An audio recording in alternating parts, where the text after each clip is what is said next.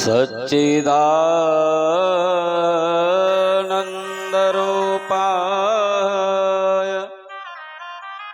विश्वोत्पत्त्यादिहेतवे तापत्रविनाशाय श्रीकृष्णाय वयं नमः। यं प्रव्रजन्तमनुपेतमपेतकृत्यं द्वैपायनो विरहकातरया जुहाव पुत्रेति तन्मयतया तरवोऽभिनेदुस्तं सर्वभूतहृदयं मुनिमानतोऽस्मि।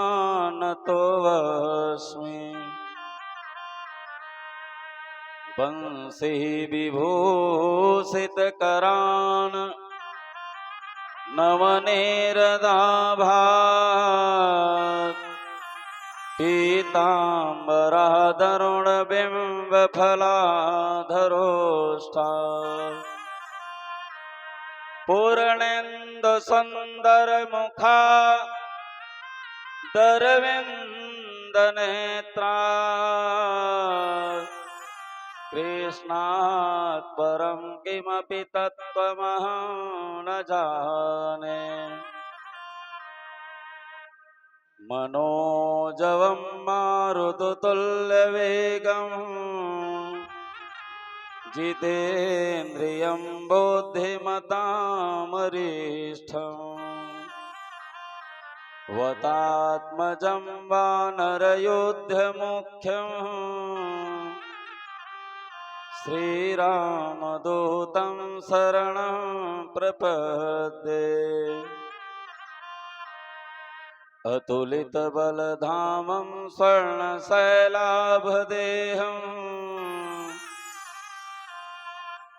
तनुजवनकृशानुं ज्ञानिनामाग्रगण्यं सकलगुणनिधानं वानराणामधीशं श्रीरघुपतिप्रियभक्तं वातजातं नमामि। वेदव्यास जी के पद कमल बारंबार मनाऊं, कथा कहूँ श्री कृष्ण के हनुमत हो सहाय। जय जय श्री गुरुदेव पद बिनवहूँ बारंबार,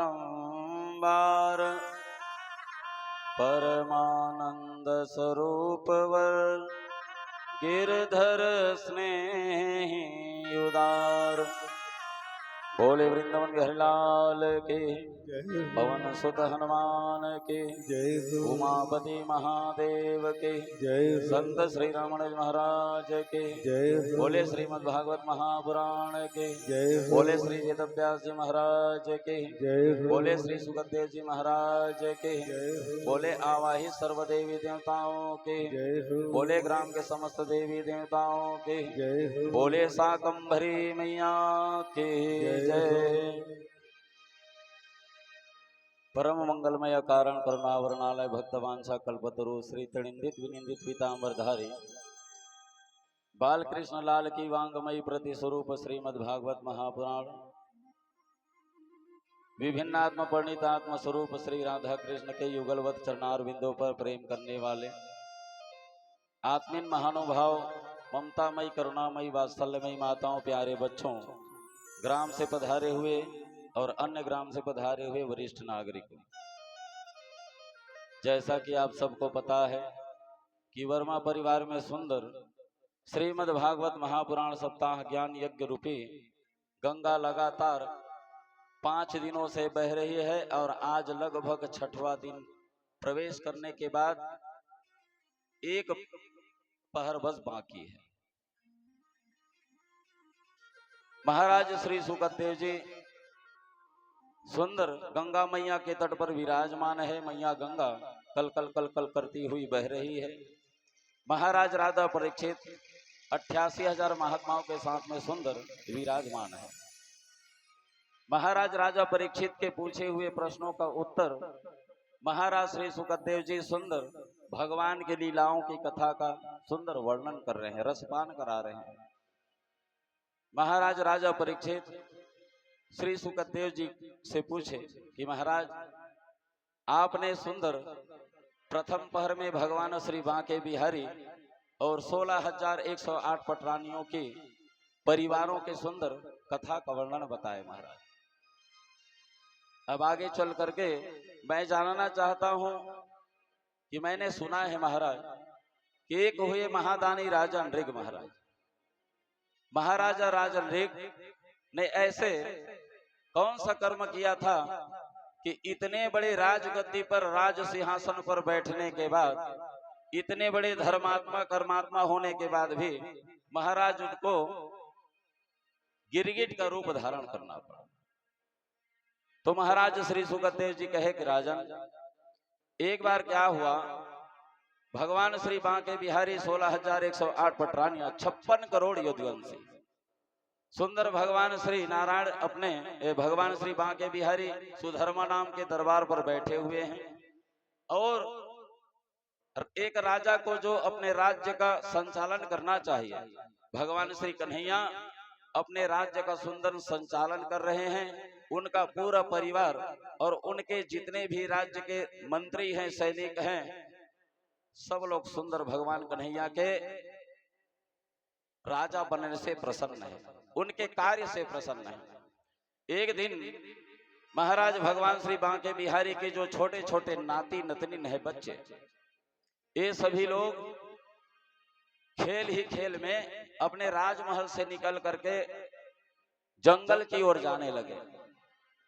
जंगल की ओर जाने लगे तो इतने अंदर पहुंच गए वन में कि इनको भूख और प्यास सताना चालू कर दिया।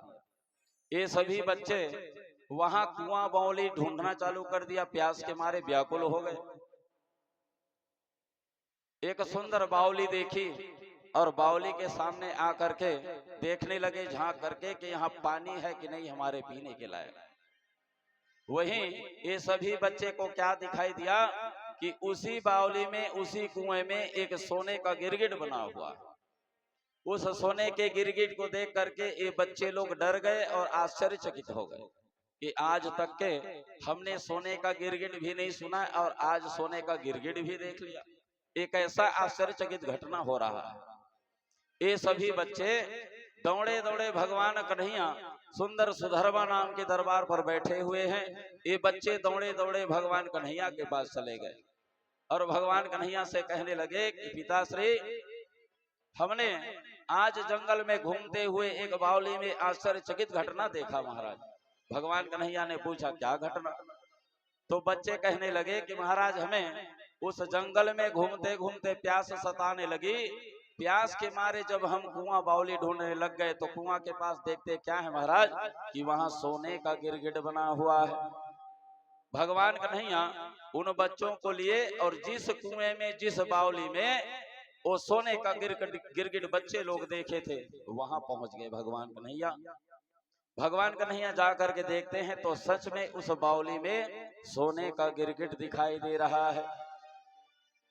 जो नहीं देखा नहीं सुना, जो नहीं सिंधु समाय, अस विचित्र हम देख्यो बरने कवन विधि आय। हमने जो कभी देखा है ना सुना है महाराज, वो आज देख करके आए। भगवान कन्हैया जब वहां पास में गए तो देखते क्या है, कुआं को झांक करके देखते हैं सोने का गिरगिट बना हुआ है। भगवान कन्हैया अपने हाथ से उसको निकालने की प्रयास किए, लेकिन भगवान के हाथ में वो छुआ नहीं गया, थोड़ा दूर हो गया। भगवान कन्हैया उस कुएं के पार में चढ़ गए। कुएं के पार में चढ़ करके जैसे ही अपने पैर को उस सोने के गिरगिट की तरफ आगे बढ़ाया तो वो सोने के गिरगिट में जैसे भगवान कन्हैया के पैर का स्पर्श हुआ, देखते देखते वह सोने का जो गिरगिट बना था वो भगवान कन्हैया के चरणों के स्पर्श मात्र से चतुर्भुज आकार लेकर के प्रकट हो गया। भगवान विष्णु जैसे चतुर्भुज आकार देवता के सदृश दिखने लगा।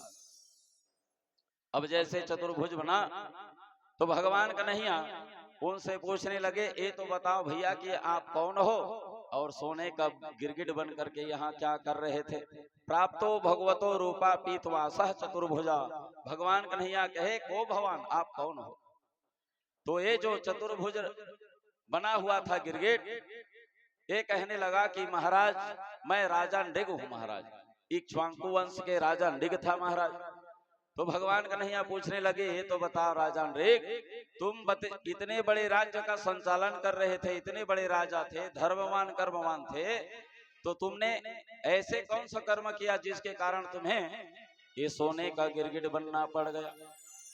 तो ये महाराज नृग कहने लगा कि मैं महाराज जिस समय राजा नृग था महाराज इक्ष्वाकु वंश का, उस समय मैं राजगद्दी पर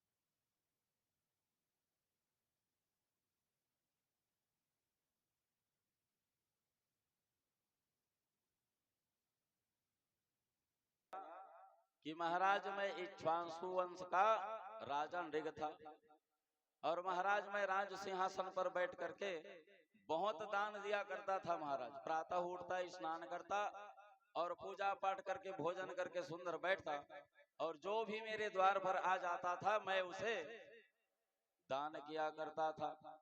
यावत्या सिक्ता भूमौ यावत्यो दिवी तारका यावर्षि वर्षधारश्च तावतीर दत ईस्मगः।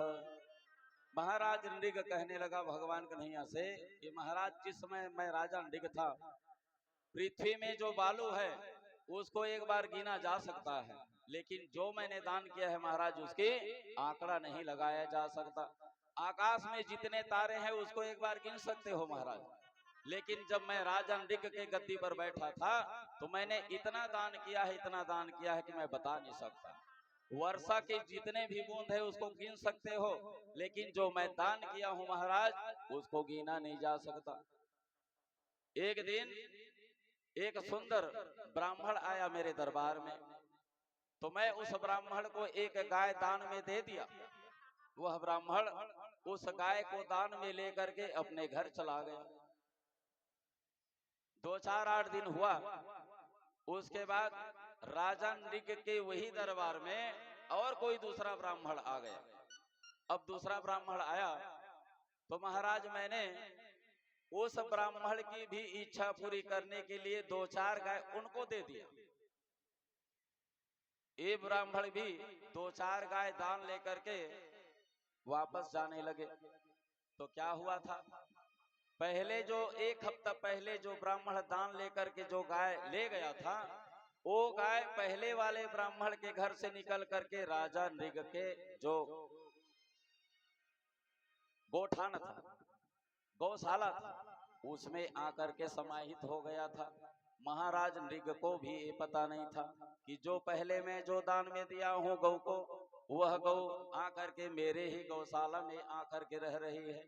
महाराज जो पहले जो दान में लिया था ब्राह्मण, वो गाय को खोज रहा है, महाराज नृग के गौशाला में नहीं आया है पता करने।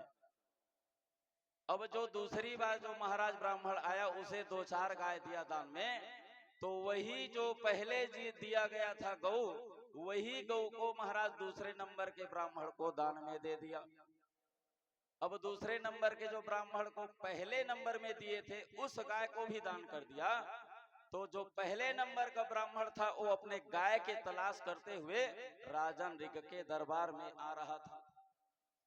अबे दूसरे नंबर का जो ब्राह्मण है 4-5 गाय लेकर के ऐसे ही रास्ते रास्ते में जा रहा है। उधर से पहले नंबर का जो गाय दान लिया था वह ब्राह्मण आ रहा है। बीच में अपने गाय को पहचान लिया, एक आध दो हफ्ता हो गया था उनको पाले हुए। तो महाराज पहले नंबर का जो ब्राह्मण है अपने गाय को देख करके पहचान लिया।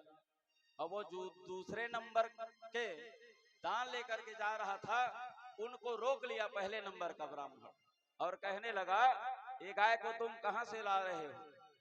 तो दूसरे नंबर का ब्राह्मण कहने लगा कि महाराज मुझे राजा नृग ने ये दान दिया है महाराज। और पहले नंबर का ब्राह्मण कहता है कि इस जो 4-5 आप गाय ले जा रहे हो इसमें एक मेरा भी गाय है और मैं अपने गाय को किसी को ले जाने नहीं दूंगा। दोनों ब्राह्मणों में तू मैं होना चालू हो गया, दोनों युद्ध होना चालू हो गया दोनों के बीच में। जब दोनों के बीच में तू मैं होना चालू हो गया तो पहले नंबर के ब्राह्मण और दोनों दूसरे नंबर के ब्राह्मण कहने लगे, एक काम करते हैं भाई, हम दोनों क्यों लड़े? पहले मुझे राजा नृग ने जो दान दिया है वही दान दिए हुए गाय को आपको दिया है, तो आपकी गलती नहीं है, गलती तो राजा नृग की है जो पहले दिए हुए गाय दान को दूसरे को और प्रदान कर दिया है। ये दोनों ब्राह्मण वो 4-5 गाय को लिए वापस और वापस लेकर के महाराज राजा नृग के दरबार में पहुंच गए। राजा नृग के दरबार में पहुंच गए दोनों ब्राह्मण और दोनों के बीच में तू मैं हो रहा है। महाराज राजा नृग सुंदर सिंहासन पर बैठे हुए, उनके राज दरबार में मंत्री सैनिक लोग बैठे हैं, सलाहकार लोग बैठे हैं। महाराज नृग ने उन दोनों ब्राह्मण को देख करके पूछा, कहो ब्राह्मण देवता और क्या दान में चाहिए, क्या दूं मैं आपको दान में? तो दोनों ब्राह्मण देवता कहने लगे, सबसे पहले तो महाराज हम लोगों को जो दान दिए हैं आप उसका पहले आपको निर्णय करना होगा। दोनों सामने में खड़े हुए और वो 5 गाय जो दान दिए थे वो गाय को भी ले आया। पहले वाला ब्राह्मण कहता है, ये तो बता राजा नृग, तुमने इस गाय को मुझे 1 हफ्ता पहले दिया है कि नहीं? अबे राजा नृग कहने लगा, हाँ महाराज मैं पहले आपको दिया था। दूसरे नंबर के जो ब्राह्मण बाद में आए थे वो कहने लगा, ये बताओ राजा नृग, ये 4 और इसको मिला करके 5, पांचों गाय को तुमने मुझे दान में दिया है कि नहीं? फिर दोबारा जब ब्राह्मण पूछने लगे तब भी हाँ बोलना चालू कर दिया। पहले ब्राह्मण बोले तो भी हाँ, दूसरे ब्राह्मण बोले तो भी हाँ। आखिर में जब दोनों पूछते पूछते ही रह गए, आखिरी में महाराज नृग का जबान बंद हो गया। पहले ब्राह्मण पूछते कि हे राजा नृग, तुमने इस गाय को मुझे 1 हफ्ता पहले दान में दिया है? तो सिर हिलाना चालू कर दिया, बोलना बंद कर दिया। दूसरे ब्राह्मण पूछ देते तो उनके तरफ भी हाँ में इशारा कर देता। तो पहले ब्राह्मण ने उसको श्राप दिया कि बेटा नृग, तू हमें पहले 1 हफ्ता पहले इस गौ को दान किया था और हमें दान किया हुआ गौ को किसी और को दान कर दिया, इसलिए हम पूछते हैं तो गिरगिट की तरह तुम सिर को हिलाते हो, इसलिए जाओ हम तुमको श्राप देते हैं, जाओ तुम गिरगिट हो जाओ। भगवान कन्हैया के पास वो जो गिरगिट बना, चतुर्भुज भगवान के स्पर्श से जो चतुर्भुज बना था, वो भगवान कन्हैया को ये सब बता रहा है। भगवान कन्हैया तो जानते हैं पहले से, लेकिन भगवान कन्हैया क्यों पूछे? क्योंकि हम तो जानते हैं भैया, लेकिन संसार के लोग नहीं जानते, इसलिए आप अपने मुंह से ही सब बता दीजिए। और देखते देखते भगवान कन्हैया उनको सुंदर आशीर्वाद दिए और महाराज राजा नृग जो गिरगिट का बना हुआ था, भगवान कन्हैया के पैर का स्पर्श होते ही सुंदर चतुर्भुज आकार का हो गया और देखते देखते भगवान का आशीर्वाद प्राप्त करके देखते देखते अंतर ध्यान हो गया। बोले वृंदावन बिहारी लाल के। महाराज राजा परीक्षित आगे श्री सुखदेव जी से पूछते हैं कि महाराज अब मैं आगे भगवान बांके बिहारी ने क्या किया, आगे कौन सी लीला की महाराज, उस कथा का श्रवण पान कराइए। महाराज भगवान कन्हैया अपने राज्य का सुंदर संचालन कर रहे हैं।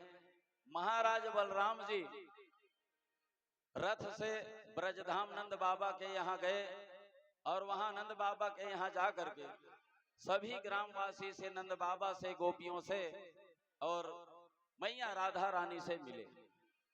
वहां जाकर के सुंदर जल क्रीड़ा किया।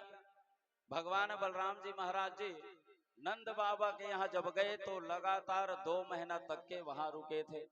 2 महीना तक के नंद बाबा यहाँ का सुख सुंदर लूटा था। उसके बाद महाराज श्री सुखदेव जी राजा परीक्षित से कहते हैं कि राजन, अब मैं तुम्हें 5 पांडव के द्वारा जो राजसू यज्ञ किया गया, उस राजसू यज्ञ में क्या क्या हुआ उस कथा का वर्णन करता हूं, ध्यान से सुनिए। महाराज श्री सुखदेव जी कहे, ऋतुराजेन गोविंद राजसू यज्ञ पावने एद में विभूति भव तस्य संपाक्षयन प्रभु। भगवान द्वारिकापुरी में सुंदर अपने परिवार के मध्य छोटे बड़े में कैसा प्रेम होना चाहिए, भगवान कन्हैया अपने छोटों को भी प्रेम कर रहे हैं, इसलिए कर रहे हैं, और अपने बड़ों का भी आदर कर रहे हैं, राज्य का सुंदर संचालन कर रहे हैं। चारों वेद भगवान कन्हैया का उस सधर्मा नाम के दरबार में स्तुति किया करते थे। नारद जी महाराज भगवान को अपने परिवार के हर सदस्य के पास पाए। जिस सदस्य के पास भगवान नाराज गए, वहां भगवान कन्हैया को कहीं खाते हुए, कहीं पीते हुए, कहीं सोते हुए, कहीं आराम करते हुए, कहीं हास परिहास करते हुए पाया। भगवान कन्हैया इतना सुंदर प्रसन्न है। राम देखे रहनी चरित सुहाए जड़ मोहि मोहि सब सुहाए। भगवान कन्हैया सुंदर राज दरबार में बैठा हुआ है। उसी समय 5 पांडव महाराज युधिष्ठिर का भेजा हुआ दूत भगवान कन्हैया के दरबार में उपस्थित हो गया। भगवान कन्हैया के दरबार में वह दूत उपस्थित हुआ तो महाराज भगवान कन्हैया कहे कि बताइए दूत, आप यहाँ कैसे आए हो भैया, आपके आने का प्रयोजन क्या है। तब भगवान कन्हैया को दूत कहने लगा कि महाराज, हमारे जो महाराज है, महाराज युधिष्ठिर महाराज, इंद्रप्रस्थ में आपको आमंत्रण प्रदान किए हैं। ये आप आमंत्रण स्वीकार करिए महाराज, और समय तिथि पर वहां हस्तिनापुर आ जाइए। महाराज भगवान को सुंदर 5 पांडव का आमंत्रण पत्र मिल गया। ये जो दूत है आमंत्रण प्रदान करके सुंदर इंद्रप्रस्थ निकल गए। भगवान कन्हैया आमंत्रण पत्र को खोलकर देखे, तिथि देखे और तिथि का इंतजार किए। और जैसे ही एक दिन बचा था, उस तिथि में भगवान कन्हैया आज इंद्रप्रस्थ के लिए रवाना हुए। महाराज दारुक को बुलाए और दारुक सुंदर रथ को हाके भगवान कन्हैया उस रथ में बैठ गए। देखते देखते महाराज दारुक के साथ में भगवान कन्हैया संध्याकालीन इंद्रप्रस्थ भी पहुंच गया। इंद्रप्रस्थ में जैसे ही पहुंचा, भगवान कन्हैया रथ से जब उतरे और उस राजमहल में प्रवेश किए तो ये 5 पांडव भगवान कन्हैया के पास आ गए और भगवान कन्हैया को सुंदर राजमहल के भीतर ले गए। राजमहल के भीतर ले जाने के बाद सुंदर उनको आसन में बैठाया और आसन में बैठा करके भगवान कन्हैया का 100 प्रकार पूजा किया। 100 प्रकार पूजा करने के बाद कुछ राजकाज की बातें हुई, परिवार की कुछ बातें हुई। देखते देखते रात्रिकालीन हो गई। रात्रिकालीन हुई, भोजन का समय हो गया। भगवान कन्हैया और 5 पांडव सुंदर भोजन करने बैठे। 56 प्रकार का भोजन सुंदर बना हुआ था, भगवान ने ग्रहण किया। उसके बाद रात्रिकालीन जैसे ही 9-10 बजा, भगवान कन्हैया को सुंदर एक कक्ष प्रदान किया गया आराम करने के लिए। भगवान कन्हैया सुंदर अपने शयन कक्ष में चले गए। 5 पांडव भी विश्राम करना चालू कर दिए। जैसे रात बीतती गई, प्रातः कालीन हुई तो भगवान कन्हैया अर्जुन को लिए और अर्जुन को लेकर के यमुना तट पर चले गए। यमुना के नदी में भ्रमण करने, स्नान करने चले गए। और जैसे ही यमुना मैया में डुबकी लगाई भगवान कन्हैया, बाहर निकल करके जो बालू है उस बालू को इकट्ठा कर लिए, इकट्ठा करके उसको शिवलिंग बना लिए, भगवान शंकर बना लिया। और भगवान कन्हैया ने सुंदर वो शिवलिंग का सुंदर 1600 प्रकार पूजा किया। लिंग अथाप करि विधिवत पूजा, शिव समान मोहि प्रिय न दूजा। भगवान कन्हैया सुंदर उस बालू के रेत का सुंदर ढेर बनाया, शिवलिंग बना लिया और 1600 प्रकार सुंदर पूजा किया। पूजा करने के बाद जब राजमहल में फिर वापस आए स्नान करके, तो जो कुछ भी बना हुआ था सुंदर ग्रहण किया भगवान कन्हैया। और देखते देखते जब 11-12 बज गया तो पांचों पांडव और पांचों पांडव के दरबार में जितने अंतरी मंत्री संतरी और सैनिक रहा करते थे सब लोग आए। भगवान कन्हैया के लिए सुंदर एक स्वर्ण का सिंहासन रखा गया। भगवान कन्हैया भी एक सुंदर स्वर्ण के कलश में बैठ गए। सुंदर राज्यसभा लग गया। राज्यसभा लगने के बाद भगवान कन्हैया युधिष्ठिर से पूछने लगे कि बताइए भैया आपने हमारे लिए आमंत्रण पत्र कैसे भेजा था। महाराज युधिष्ठिर कहने लगे कि महाराज मेरा मन है कि मैं अपने जीवन में राजसू यज्ञ करवा डालूं, तो राजसू यज्ञ करने के लिए महाराज मैं आमंत्रण आपको भेजा था। भगवान कन्हैया कहे कि युधिष्ठिर आपने जो बात सोची है भैया इतना सुंदर सोचा है कि मैं इनके गुण का बखान नहीं कर सकता, क्योंकि राजसू यज्ञ आप पांचों पांडव के द्वारा हो रहा है तो आपके जीवन के लिए बहुत बढ़िया है। क्यों? क्योंकि हमारे शास्त्र में धन की 3 गति बताई गई है। सबसे उत्तम गति है दान। ये मत सोचना भैया महाराज बैठे थे का श्री दान करेल कहा, तो सबसे उत्तम गति है दान, और मध्यम गति है उसका आप भोग करिए, और सबसे आखिरी गति है जो नाश कहा जाता है। अगर आपका धन को आपने दान नहीं किया, उसका भोग नहीं किया, तो सबसे वो अधोगति माना गया है नाश। आप चले जाएंगे, आपकी धन संपत्ति रह जाएगी। तो 3 गति बताया है महाराज युधिष्ठिर को। भगवान कन्हैया कहने लगे जिसके पास अच्छा लबालब धन हो उसे धर्म में जोड़ना चाहिए, उस पैसे को धन में जोड़ना चाहिए, धर्म में। क्यों? धर्म से जुड़ गया तो आपका जो धन है वह भी पवित्र हो जाता है। इसलिए युधिष्ठिर आपने बहुत अच्छा सोचा है भैया। लेकिन भगवान कहे यह यज्ञ वही कर सकता है जिनके जीवन में कोई दुश्मन ना हो। जैसे मुस्लिम लोग यहाँ से हज करने के लिए जाते हैं मक्का मदीना, तो उनका एक नियम होता है, नहीं सुने हो तो सुन लेना। यहाँ से जब वो हज करने के लिए मक्का मदीना जाएंगे तो उनका दुश्मन कोई रहेगा भी, तो सबसे पहले उससे जाके मित्रता करेगा, उससे जाके माफी मांगेगा। सामने वाले जो दुश्मन है वो दुश्मनी को भूल जाएगा, तब वो मक्का मदीना में जाकर के दर्शन करेगा, तभी वह उनका पूजा सफल होगा, नहीं तो असफल है। वैसे ही भगवान कन्हैया कहे कि महाराज इस यज्ञ को करने के लिए आपका कोई दुश्मन नहीं रहना चाहिए। और अभी अभी मगध देश में राजा जो जरासंध है ये आप लोगों का भी दुश्मन है। जब तक के उनको आप नहीं निपटाओगे तब तक के आपका राजसू यज्ञ होने वाला नहीं। तो महाराज युधिष्ठिर महाराज अर्जुन कहने लगे तो क्या किया जाए महाराज। भगवान कन्हैया कहने लगे जरासंध महाराज को सीधा सी बात हो तो मानने वाला नहीं, इसलिए उनको समाप्त करना होगा, युद्ध में पराजित करना होगा। जब वो मर जाएगा उसके बाद ये राजसू यज्ञ होगा। महाराज अर्जुन और पांचों पांडव युधिष्ठिर को छोड़ करके, अर्जुन महाराज, भीम, नकुल और सहदेव, ये चारों भाई और भगवान कन्हैया, ये लोग क्या किए कि सबसे पहले हमें जाना चाहिए किसके पास, जरासंध के पास। तो ये अर्जुन महाराज और इनके 3 भाई और भगवान कन्हैया ये मगध देश की ओर वो इंद्रप्रस्थ से निकलना चालू किए। अब निकलना चालू किए तो भाई यहाँ से मगध देश बहुत दूर है, इसके बीच में इन सब के बीच में सुंदर वार्तालाप हो रही है।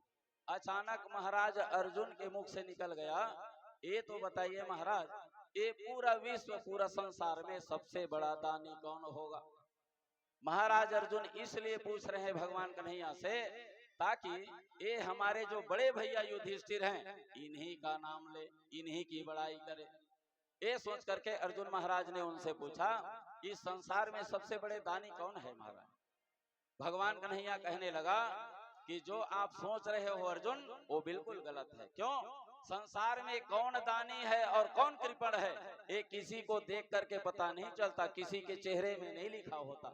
ये तो समय और विपत्ति आती है तब पता चलता है कि कौन दानी है और कौन कंजूस है, कौन कृपण है। अब इस बात को साबित करने के लिए भगवान कन्हैया ने कहा, एक काम करते हैं, हम सब लोग ऐसे ही जाएंगे तो मगध देश का जो राजा जरासंध है हम लोगों को देख करके पहचान जाएगा और द्वंद्व युद्ध का जो भिक्षा है वो कभी नहीं देने वाला। इसलिए एक काम करते हैं, साधु का तो भेष बनाए हुए हैं। सबसे पहले कन्हैया ने दिमाग लगाया कि अर्जुन के मन में जो भूत चढ़ा हुआ है कि मेरे युधिष्ठिर भैया सबसे बड़े दानी है, तो सबसे पहले इनके भीतर जो भूत बैठा है उसको निकाला जाए।